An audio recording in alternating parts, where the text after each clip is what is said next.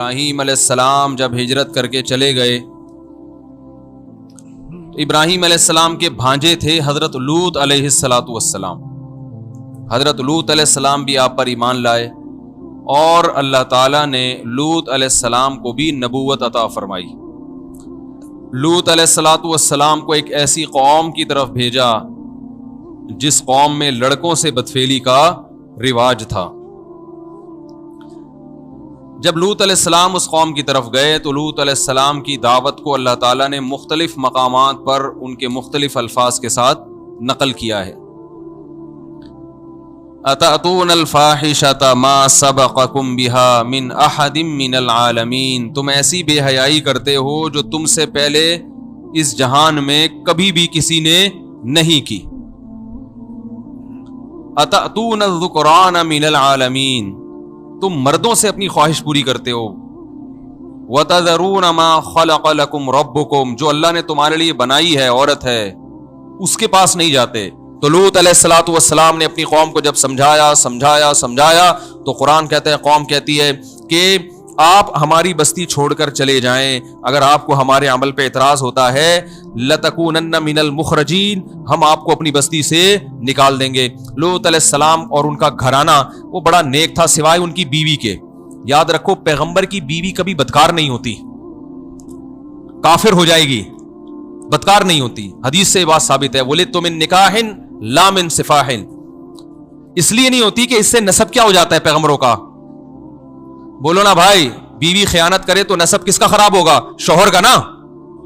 تو اللہ پیغمبر کو کبھی ایسی عورت نہیں دیتے جو زنا کر لے، کیونکہ اس سے پیغمبروں کا نسب کیا ہوتا ہے؟ خراب. اور پیغمبر کا نسب خراب ہونے کا مطلب کیا ہے؟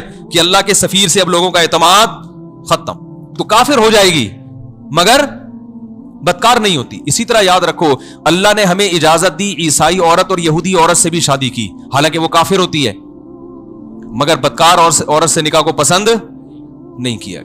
میرے پاس کوئی کیس آتا ہے کہ بیوی زنا کرتی ہے، اس کے ناجائز تعلقات ہیں، میں کہتا ہوں تعلق فوراً کیا کر دو، اس کو طلاق دے دو. کیونکہ طلاق نہیں دی آگے نسب بچے میں کیا ہوگا، نسب میں کیا ہوگا؟ شبہ پیدا ہوگا اور تمہاری نسلیں برباد ہو جائیں گی.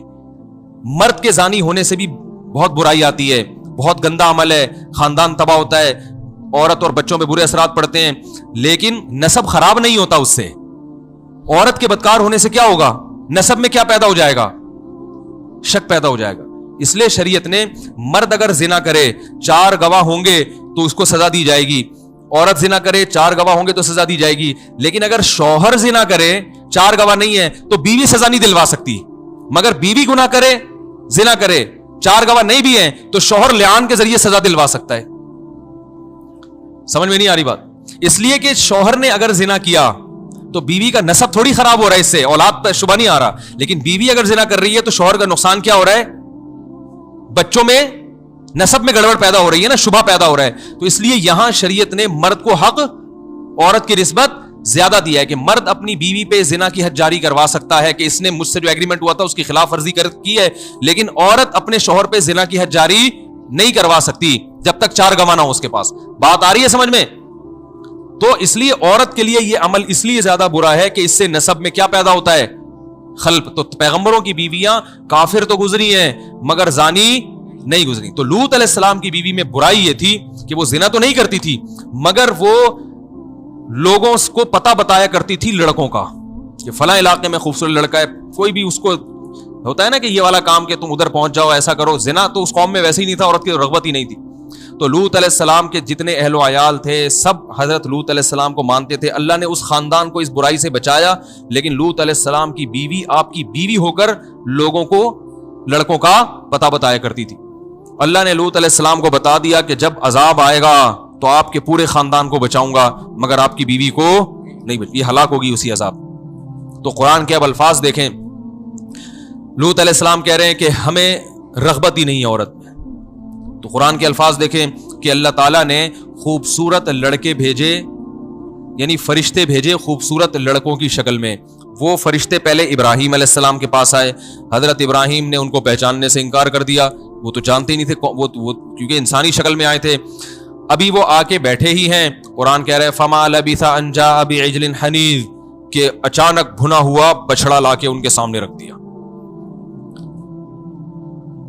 حالانکہ جب کوئی مہمان گھر میں آتا ہے پہلے آپ پوچھتے ہیں بھائی کیسے آنا ہوا, کہاں سے آنا ہوا, اور خیریت, کھانا کھائیں گے, یہ پوچھتے ہیں نا.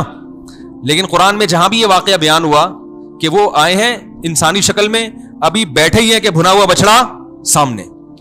یہ ابراہیم علیہ السلام کی سخاوت کو ہائی لائٹ کیا جا رہا ہے. سمجھ میں آ رہی ہے بات کہ بھائی ان کو یہ اندازہ ہو گیا ہے تو یہ اس علاقے کے نہیں, کیونکہ میں ان کو پہچانتا نہیں ہوں تو بھوک لگی رہی ہوگی, تو پوچھنے کی ضرورت نہیں ہے. ایسا نہ ہو تکلف میں منع کر دیں, بنا ہوا بچڑا فوراً سام. اور بچڑا,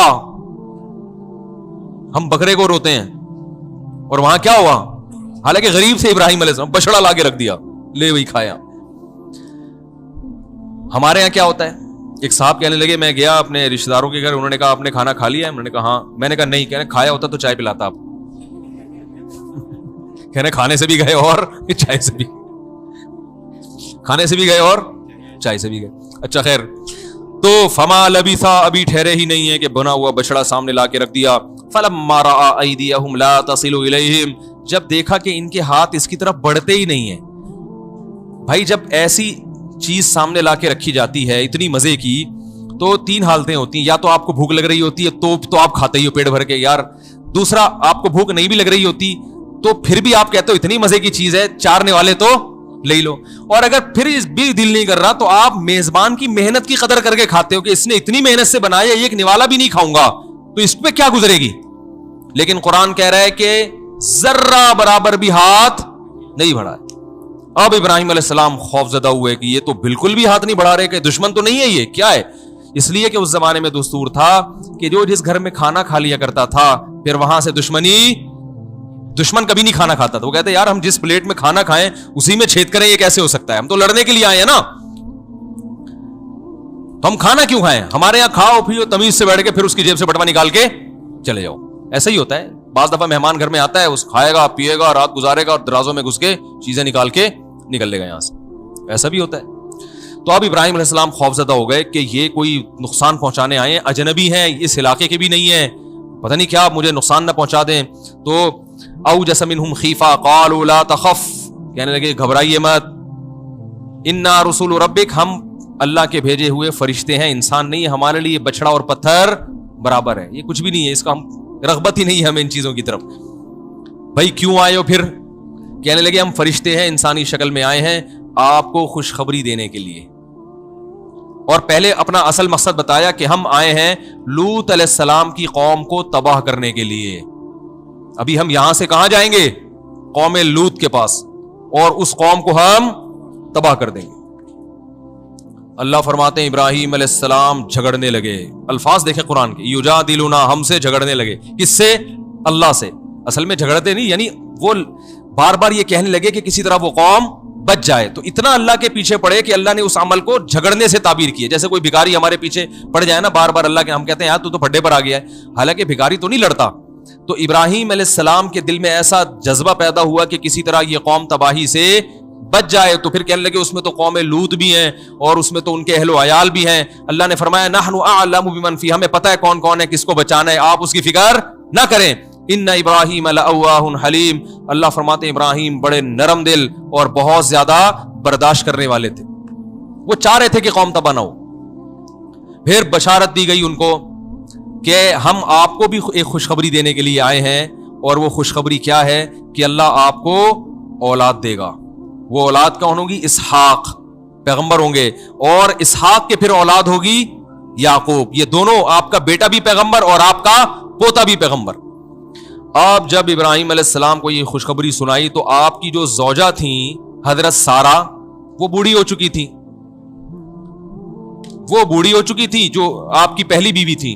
وہ دروازے کے کنارے پہ کھڑی ہوئی تو فسکت وجہہا, انہوں نے اپنا ماتھا ایسے کر کے, جیسے بوڑھی عورتیں نہیں ہائے ناس, اور کہنے کہ یا ویلتا, ہائے بدبختی, ہائے تیرا ناس ہو, ایسے کہتے ہیں نا, ارے ناس ہو تیرا, کیسی باتیں کر رہے ہیں. الیدو, میں بچہ جنوں گی, وانا عجوز, میں بالکل بڈھی ہو گئی, وہذا بالی شیخ, اور یہ والا میرا میاں, اشارہ کر کے کہہ, اور یہ میرا میاں جو بوڑھا ہو چکا ہے, یعنی کیسی باتیں کر رہے ہو. تو فوراً فرشتوں نے کہا اتعجبین من امر اللہ, تمہیں اللہ کے فیصلوں پر اعتراض ہو رہا ہے, تعجب ہو رہا ہے. رحمت اللہ وبرکاتہ علیکم اہل البیت, کہ اے گھر والو تم پر اللہ کی رحمتیں اور بہت ساری برکتیں, تم عام لوگوں کی طرح نہیں ہو, تم نے توحید کے لیے قربانیاں دی, تم نے ہجرت کی ہے بھائی, اور یہ میرے خلیل ہیں, تو تمہارے اعمال ایسے ہیں کہ تمہارے سامنے ایسا ہو جانا یہ کوئی اچھمبے کی بات نہیں ہے. تو پھر وہ قوم آئی ابراہیم علیہ السلام کو خوشخبری دے کے, پھر ابراہیم علیہ السلام نے اس خوشخبری کے بعد اللہ تعالیٰ سے کہا کہ وہ قوم کو کیوں ہلاک کر رہے ہیں. اللہ نے فرمایا اعرض عن ھذا, اے ابراہیم اس بات کو چھوڑ دے, انہ قد جاء امر ربک, تیرے رب کا فیصلہ ہو چکا ہے, اللہ اس قوم کو تباہ کرے گا لازم. تو پھر وہ فرشتے سفر کر کے گئے ہیں حضرت لوط علیہ السلام کے, وہ تو ایک دم سے پہنچ گئے ہوں گے جب آسمان سے نیچے اتنی آرام سے آ گئے, تو لوط علیہ السلام کے یہاں چلے گئے. وہ لوط علیہ السلام نے دروازہ کھولا, مہمان آئے ہیں, ان کو بٹھایا, اور جیسے ہی لوط علیہ السلام کی نظر ان نوجوانوں پہ پڑی, بڑے خوبصورت لڑکے تھے, نوجوان تھے, تو لوط علیہ السلام کہنے لگے آج کا دن بہت سخت گزرے گا مجھ پہ. جیسے ہی ان کو دیکھا نا, لوگ تو مہمان سے خوش ہوتے ہیں نا, پیغمبر تو, لیکن پیغمبر ان کو دیکھ کے خوش نہیں ہو کہ میری قوم کو پتہ نہ چل جائے تو یہ میرے مہمان ہیں, میری قوم مجھے رسوا کر دے گی ان کے سامنے, ان سے بدکاری کرے گی. تو بہت پریشان ہو کے کہنے لگے یہ بڑا سخت دن ہے جو آج مجھ پر آیا ہے. قرآن کہہ رہا ہے وجاء اہل المدینۃ یستبشرون, جو شہر کے لوگ تھے وہ خوشیاں مناتے ہوئے آ گئے, اور لوط علیہ السلام کے گھر کا انہوں نے کیا کر لیا, گھیراؤ. اب لوط علیہ السلام پیغمبر جو ہے نا, جو بھی غیرت مند آدمی ہوتا ہے وہ مہمان کے بارے میں بڑی غیرت رکھتا ہے, کہ کوئی مہمان گھر میں بیٹھا ہو اس کی عزت کو اپنی عزت سمجھتا ہے. لوگ کہتے ہیں نا بھائی جو بھی کرنا ہو باہر جا کے لڑو, یہ جب تک میرے گھر میں ہے تو میرا مہمان ہے یہ. اب لوط علیہ السلام پریشان, جو شہر والے لوگ آئے اور آ کے کہنے لگے کہ اولم ننہک عن العالمین, لوط علیہ السلام نے کہا ان ہؤلاء ضیفی, یہ میرے مہمان ہیں, فلا تفضحون, مجھے ان کے سامنے رسوا مت کرو. ان کی رسوائی کس کی رسوائی ہے, میری رسوائی. اور ہؤلاء بناتی ان کنتم فاعلین, یہ میری بیٹیاں ہیں, ان سے نکاح کرو. علماء نے لکھا ہے کہ سگی بیٹیاں بھی ہو سکتی ہیں, اور زیادہ غالب یہ ہے کہ انبیاء چونکہ روحانی باپ ہوتے ہیں نا, تو اس حوالے سے اپنی قوم کی بیٹیوں کو انہوں نے کیا کہا, اپنی بیٹیاں کا, ان سے نکاح کرو تم. تو وہ جواب میں کیا کہنے لگے, اولم ننہک عن العالمین ما لنا فی بناتک من حق, آپ کو پتا ہے کہ ہمیں عورت سے نکاح میں رغبت نہیں ہے, کیوں مشورے دے رہے ہو شادی کرو, کیوں آپ مشورے دے رہے ہو ہم کو. اور دوسرا یہ کہ اولم ننہک عن العالمین, آپ کو پہلے خیال کرنا چاہیے تھا, آپ کو جب ہماری عادت کا پتہ ہے تو یہ بات آپ کو پہلے سوچ لینی چاہیے تھی کہ آپ ایسے لوگوں کو گھر میں داخل, آپ نے ایسے لوگوں کو گھر میں, اتنے خوبصورت نوجوان لڑکے آپ نے ان کو گھر میں داخل ہونے کیوں دیا. اب دیکھو الٹا طنز کس پہ کر رہے ہیں, اور ادھر قدرت کا فیصلہ کیا ہے کہ ان کو گناہ میں مست ہونے دو. علماء نے لکھا ہے کہ کسی علاقے میں اگر گناہ آسان ہو جائے تو یہ اللہ کی رحمت کی دلیل نہیں ہے, بلکہ یہ اس کی علامت ہے کہ اب اللہ نے پکڑنے کا فیصلہ کر لیا ہے. کیونکہ اللہ کی قرآن میں جگہ جگہ آتا ہے سنستدرجہم, ہم جب گناہگار کو پکڑتے ہیں نا تو اس کو مہلت دیتے ہیں, اس کو گناہ اس کے لیے کیا کر دیتے ہیں, آسان. پہلے مشکل ہوتا ہے گناہ تاکہ یہ توبہ کر لے, مشکل ہو اس کو گناہ میں, پھر اللہ اس کے لیے کیا کر دیتے ہیں, کوئی زنا کرتا تھا اور جناب اس کو یہاں زنا مشکل ہو رہا تھا, اس کا جناب یورپ کے کسی ملک کا ویزا لگ گیا, اب وہاں کوئی پوچھنے والا نہیں, وہ سمجھتا ہے اب عیاشی کروں گا, او بھائی اب تیرے گرد جو ہے نا گھیرا کیا ہو رہا ہے, تنگ ہو رہا ہے. تو اتنے خوبصورت نوجوان تو انہوں نے کبھی دیکھے نہیں تھے, تو وہ اتنے خوبصورت نوجوانوں کو دیکھ کر مدہوش ہو گئے, اور وہ سمجھ رہے ہیں کہ گناہ کا راستہ آسان ہو رہا ہے, حالانکہ یہ آسانی اللہ اس لیے کر رہا تھا کہ اللہ کی حجت ان پر, بولو بھائی, تمام ہو جائے اور اللہ ان کو پکڑے اس عذاب میں. تو ابھی لوط علیہ السلام کہہ رہے ہیں کہ نکاح کرو, وہ کہہ رہے ہیں, اور نکاح کا مشورہ لوط علیہ السلام کیوں دے رہے ہیں, یہ بھی سمجھنے کی چیز ہے. لوط علیہ السلام یہ بھی کہہ سکتے تھے 4 مہینے کے لیے تبلیغ میں نکل جاؤ, کیا خیال ہے, خانقاہ ہے وہاں جاؤ اپنی اصلاح کراؤ, یہ بھی تو کہہ سکتے تھے نا, اللہ اللہ کرو, نمازیں پڑھو, اس سے تمہارے دل میں یہ برائی کیا ہو جائے گی, ختم. نہ نہ نہ, یہ نیچرل طریقہ علاج کا. ارے بھائی ایک آدمی غربت کی وجہ سے چوری کر رہا ہے, تو اصل کیا ہے کہ حلال طریقے سے اس کا پیٹ بھرنے کا انتظام کر دو تو چوری چھوڑ دے گا نا.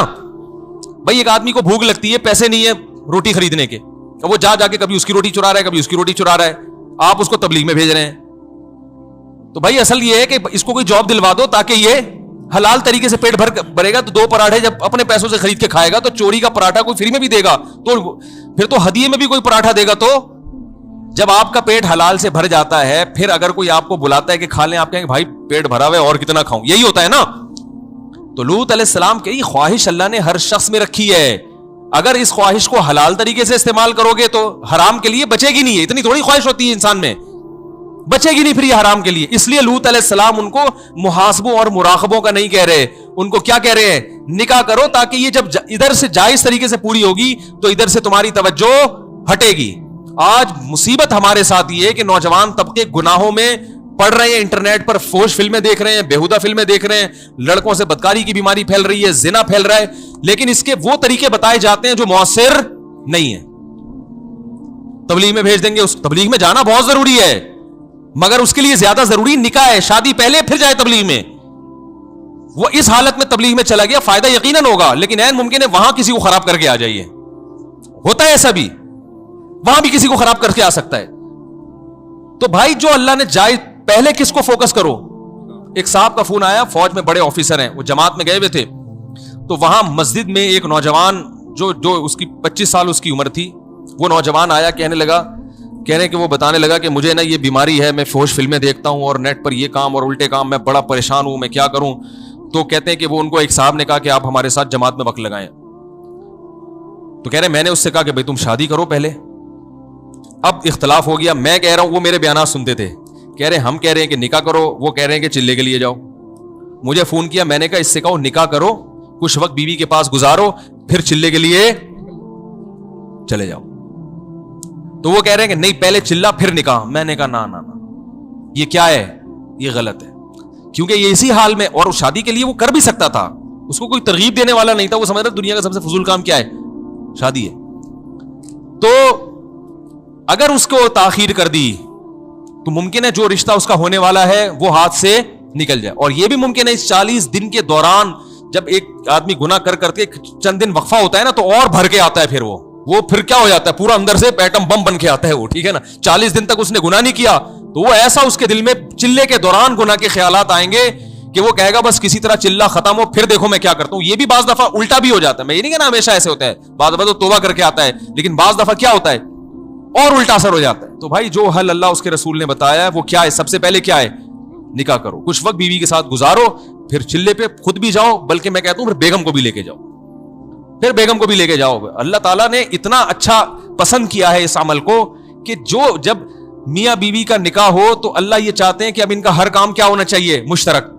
دیکھو تہجد میں تنہائی پسند ہے نا اللہ کو, لیکن بیوی والی کس بغیر تنہائی ہو یہ پسند نہیں ہے.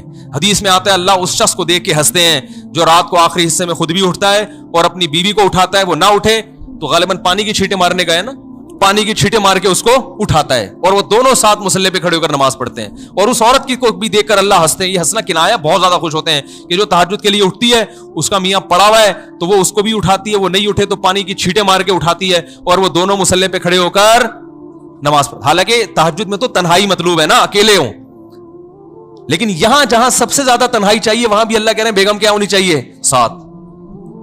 نہیں یاری بات میرا خیال ہے, کیوں؟ اور قرآن کے الفاظ دیکھو, آج جو ہم نے سورت پڑھی ہے تراویح میں, یوم یفر المرء من اخیہ, یہ ٹیکنیکل باتیں آپ کو سننے کو مل رہی ہیں, ان کی قدر کرو. قرآن کہہ رہا ہے قیامت کا ایسا وحشت والا دن ہوگا کہ انسان اپنے بھائی سے دور بھاگے گا. بھائی کو اللہ نے کیا کہا, بھائی. وصاحب یوم یفر المرء من اخیہ وامہ, اپنی ماں سے بھی دور بھاگے گا. وہ کہے گا بھائی میں اپنے آپ کو بچاؤں, یہ اماں کہاں سے آ گئی ہے, اس مصیبت میں اماں کہیں میری نیکیاں نہ مانگ لے مجھ سے, یہ ڈر ہوگا, بس اپنے آپ کو بچاؤ. تو قرآن کے الفاظ کیا ہیں, یوم یفر المرء من اخیہ, انسان اپنے بھائی سے دور بھاگے گا, وامہ, اپنی ماں سے دور بھاگے گا, وابیہ, اپنے باپ سے دور بھاگے گا, وصاحبتہ, یہاں بیوی نہیں کہا بیوی سے, بلکہ اس سے جس کے ساتھ یہ رہا کرتا تھا. نہیں یاری بات سمجھ میں میرا خیال, حالانکہ رہتا تو بھائی کے ساتھ بھی ہے, رہتا تو باپ کے ساتھ بھی ہے, رہتا تو ماں کے ساتھ بھی, لیکن بیوی کے لیے صاحبہ کا لفظ, صاحبہ کہتے ہیں جو ہمیشہ آپ کے ساتھ رہتی. اس میں اللہ نے بتا دیا کہ عورت کا مقصد یہ ہوتا ہے کہ پھلترو کی طرح چپک گئی ہے اب یہ تمہارے ساتھ. جب شادی ہوتی ہے نا تو مقصد کیا ہے, اب یہ پھلترو کی طرح, اب حج پہ بھی جا رہے ہو تو اس کو بھی لے کے, عمرے پہ جا رہے ہو تو اس کو لے کے, صحابہ میدان جہاد میں جا رہے ہیں تو بیوی کو لے کے جا رہے ہیں. تو یہ شریف آدمی کی علامت ہوتی ہے, کہیں تفریح پہ جا رہا ہے تو بیگم اس کے ساتھ پھلترو کی طرح چپکی ہوئی. اس کا فائدہ یہ ہوتا ہے کہ وہ پکنک پہ ادھر ادھر آنکھ مٹکنے کی کوشش, اس کو پتا ہوتا ہے فرشتے شاید میری ایسی نگرانی نہ کریں جیسی یہ کر رہی, تو برائیوں سے بھی بچتا ہے انسان. اور سفر میں جانے کے بعد इंसान में जो ख्वाहिश पैदा होती है, शहवत पैदा होती है घर से दूरी की वजह से, उसके नाजायज तरफ जाने के इम्कानात बढ़ जाते हैं, क्योंकि बेगम तो है नहीं, और खतरा इसलिए भी होता है कि कोई पूछने वाला भी नहीं है। अपने शहर में, अपने मुल्क में तो आदमी बुराई करते हुए डरता है ना कि पकड़ा जाऊंगा, लोग बोलेंगे तू यहाँ क्या कर रहा है भाई, तू तो वही है ना जो उधर रहता है, गोले गंडे की दुकान के साथ रहता है, तू पकड़ लेते हैं। किसी और मुल्क में कौन, किसको क्या पता कौन है, तो जिना की तरफ जाने के इम्कानात क्या होते हैं। तो वहां बेगम अगर साथ होगी तो निगरानी भी टाइट वाली होगी। वैसे फरिश्ते ज्यादा निगरानी करते हैं, एक मैं मिसाल दे रहा था, निगरानी भी क्या होगी, क्योंकि क्लिप बना देते हैं लोग कि इसने बेगम को फरिश्तों से भी ज्यादा आला कह दिया तो कुफर दार इस्लाम से खारिज हो गया। तो निगरानी भी टाइट वाली होगी और बुराई के जज्बात भी पैदा नहीं होंगे। समझ रहे हो कि नहीं समझ रहे? तो इसलिए उसको मैंने कहा बेटा इसकी शादी करा दो, और इसको बोले दुल्हन को लेके कहां निकल ले, चिल्ले पे निकल ले। समझ रहे हो कि नहीं समझ रहे? तो लूत अलैहिस्सलाम क्या कह रहे हैं, निकाह करो निकाह, लेकिन वो कौम कह रही है कि हमें रगबत नहीं है। कुरान कहता है लाअमरुका इन्नहुम लफी सकरतिहिम यामहून, ए मोहम्मद सल्लल्लाहु अलैहि वसल्लम हमें आपकी उम्र की कसम, वो नशे में मदहोश थे, उन्हें पैगंबर की कसम पुरसी और उनकी बेचारगी पे जरा भी तरस नहीं आ रहा था। और इधर लूत अलैहिस्सलाम कह रहे थे लौ अन्न बी कुव्वतन, काश मेरे बाजुओं में ताकत होती, मेरा कोई मजबूत कबीला होता तो मैं आज तुमसे इंतकाम लेता, मैं कमजोर हूं, कुछ नहीं कर पा रहा मैं। कबीला भी अल्लाह की बड़ी नेमत है भाई, खानदान बड़ा होना भी अल्लाह की नेमत। वो तो हिजरत करके आए थे ना लूत अलैहिस्सलाम, इसलिए वहां कोई बड़ा खानदान ही नहीं था उनका। तो जब अल्लाह ने लूत अलैहिस्सलाम की ये हालत देखी, देखो अल्लाह भी कैसा आजमाते हैं अपने बंदों को। अल्लाह पहले ही लूत अलैहिस्सलाम को बता देते, इतना परेशान होने से पहले बता देते कि ये क्या है, फरिश्ते हैं, ये लड़के थोड़ी हैं, लेकिन अल्लाह ने नहीं बताया, क्योंकि अल्लाह भी अपने बंदों को आजमाते हैं, थोड़ा सा उनको तड़पने देते हैं, ये तड़पने दो थोड़ा सा इनको। तो अब जब परेशान हुए तो फिर अल्लाह ने फरिश्तों को इजाजत दी कि अब अपना राज फाश कर दो।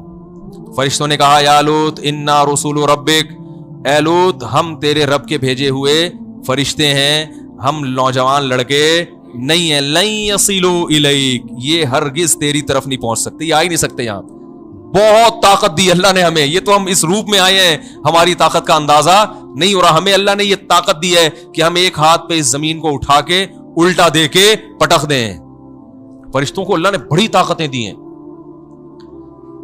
अब करना क्या है, फासरी बी अहलिका बिक़ित्इन मिनल लैल, रात के थोड़े से हिस्से में इस घर में आपके जितने अहलो आयाल, बच्चे और वालिदैन जो भी होंगे, इन सबको लेके आप निकल जाएं।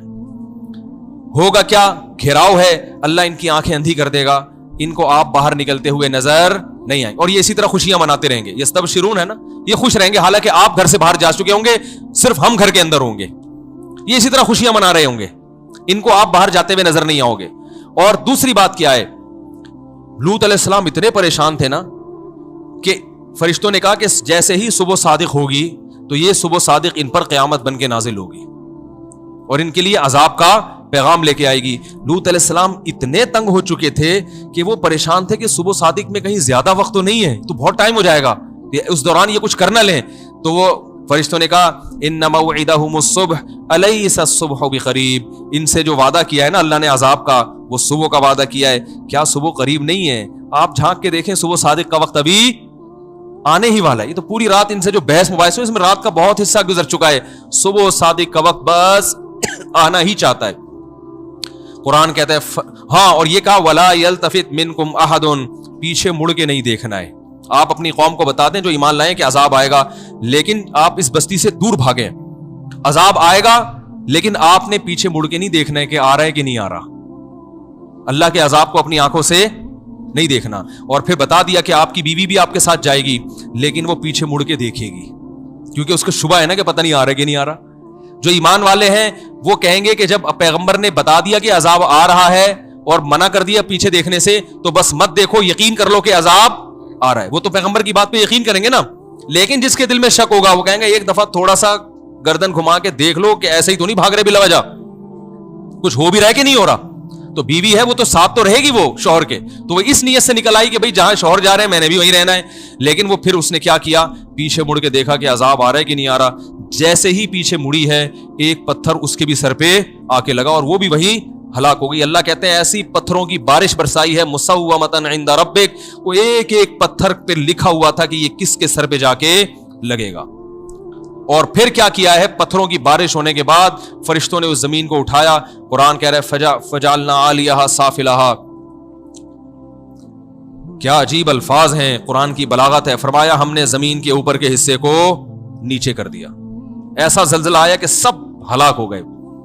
اور پھر اللہ نے قرآن میں جب یہ آیتیں نازل کی تو قرآن میں بتایا کہ وَإِنَّكُمْ لَتَمُرُّونَ عَلَيْهَا, کہ تم جب تجارتی سفر کے لیے شام اور دوسرے علاقوں کے لیے جاتے ہو تو لوط علیہ السلام کی بستی کے کھنڈرات آج بھی تمہارے قریب سے گزرتے ہیں. آج تک اس بستی کے کھنڈرات کے نشانات میں نے باقی رکھے ہوئے. پوری قوم کو اللہ نے ہلاک کر دی. اور لوط علیہ السلام اس قوم سے کہتے تھے انی لعملکم من القالین, تم جو یہ گندا عمل کر رہے ہو گواہ رہنا اس پر کہ میں اس عمل پہ خوش نہیں ہوں. اس سے پتہ چلتا ہے کہ جب آپ برائی دیکھیں تو برائی اگر آپ چھڑوا نہیں سکتے تو کم از کم برات کا اعلان کر دیں کہ بھائی یہ آپ کا ہیڈک ہے, ہم اس عمل کو پسند نہیں کرتے.